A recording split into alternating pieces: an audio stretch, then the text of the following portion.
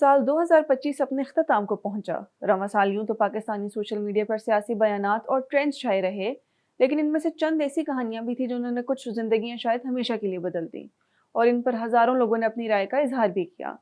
इनमें से चंद को हमने अपनी इस रिपोर्ट का हिस्सा बनाया है। सबसे पहले बात करते हैं सवात में होने वाले एक ऐसे सानहे की जिसने चंद रोज के लिए पूरे पाकिस्तानी कौम के जहन पर मुकम्मल गलबा हासिल कर लिया। सियालकोट से ताल्लुक रखने वाला एक खानदान और चंद दीगर अफराद सवात में मानसून के दौरान सख्ती दौरा करते हुए एक टीले पर सेल्फी ले रहे थे जब एक सैलाबी रेले ने इनको आन दिया, और फिर कई घंटों के इंतजार, चीखों पुकार और मदद की फरियादों के बावजूद एक एक करके 13 अफराद रेले के साथ बहते गए।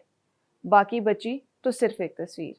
कराची के एक फ्लैट से मिलने वाली लाश का मामला भी मेनस्ट्रीम मीडिया समेत सोशल मीडिया पर छाया रहा। ये लाश थी अदाकारा और मॉडल हुमैरा असगर की। पुलिस और बाद में पोस्टमार्टम रिपोर्ट में ये बात सामने आई कि हुमैरा असगर की लाश कई माह तक फ्लैट में मौजूद रही। इस वाकये ने एक बार तो सबको झंझोड़ कर रख दिया और लोगों के दरमियान अकेले रहने वाले रिश्तेदारों और दोस्तों से राब्ता रखने के मौजू पर काफी तबादला ख्याल हुआ।